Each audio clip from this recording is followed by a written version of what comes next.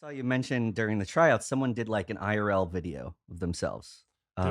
So He was gonna like eat fire, and you said something like, "Hey, chat, sometimes some of the people that are like cringiest IRL are like the best VR chat people." that guy did not make it in. I wanted him to make it in. The number one person this season was this mute that did a girlfriend experience video. And what they did was they did this video where it's like, oh, it's so good to see you again. And it's like a first person like girlfriend experience video. And she comes in with like a bottle of wine. This is like the bottle of wine from our first date. Do you remember Oh that my date? God. And this was the song that played. And then like during the video, like she like takes you to bed and she's like, oh, I see you're having some trouble there. Like it's okay.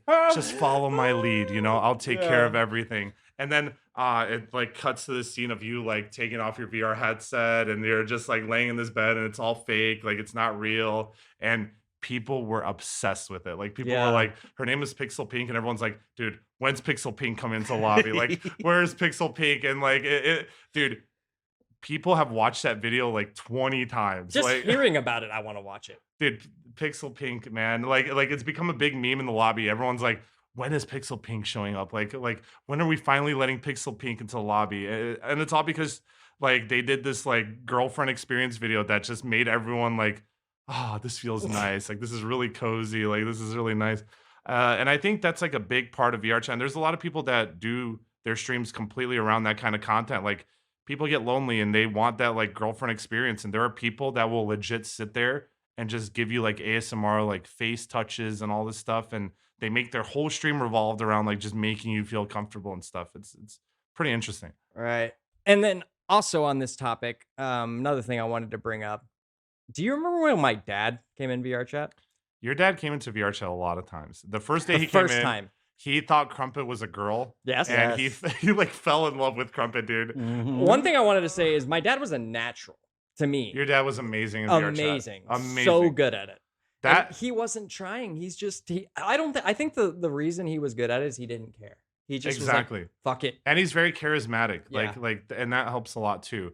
I think the best thing to do is just to come in and have a good time. And like, that's what he did. Like he came in, he was like, oh, you're such a beautiful woman. Like, oh, I'm so excited to meet you. And we just went along with it. And then Crumpet like went along with it. So what ended up happening was we set up this whole date between MurderCrumpet and your dad. It went amazing. It actually popped off on YouTube, Twitch, everywhere. Funny. Like it was an iconic VRChat moment. Like it was really, really good.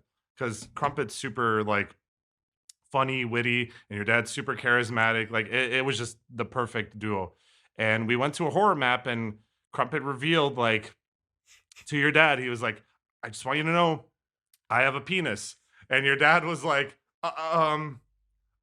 okay, that's cool. Like, you could just tell his whole life had just changed in that moment, dude. It was, dude, that was one of the, like, that is one of my most memorable moments. I can tell you exactly where it happened. We were in the scare zone in the shark area. I could tell you the exact area that freaking happened. That map doesn't even exist anymore, but I could show you the exact location that happened. Like, it was an iconic moment. It was really fun. I've talked to my dad about this off stream, and he said, might be a dude, but he does sound cute. and that's funny. the thing.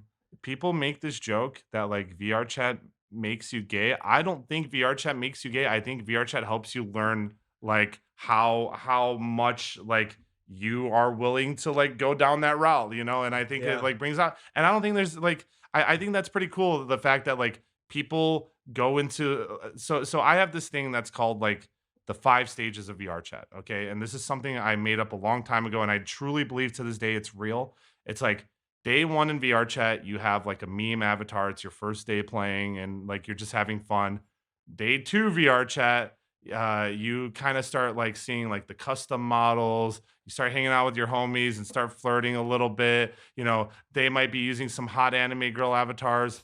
Day 3 VRChat, you're kind of starting to use female avatars with your homies. You guys might be flirting a little bit with each other, but you keep it to a minimum, and they have to be mute and stuff like that. Stage 4, you start muting your mics and, ERPing, and you're like, okay, as long as they don't use their voice, it's okay. It's just a mute. It's just a mute. It's just a mute. And then at stage 5, like, you just don't care anymore, dude. They can unmute. They can use male avatars. Like, you've come to this acceptance. You've ascended. Yeah, you have accepted what it really is. And I like that because, like, in VRChat, you could truly be whatever you want. Like, you can interact with whoever you want. You could be whatever you want, and you quickly start to learn a lot about yourself. I have learned personally that I will never like cock, and I have to accept this, because I have tried. I have told myself, like, if I can be bi, I would be so happy because, like, there would be no limitations to what I could like. Like, I could like everything. Yeah, just Can't won't have- work. Yeah. I've tried so hard, dude. I have tried so hard.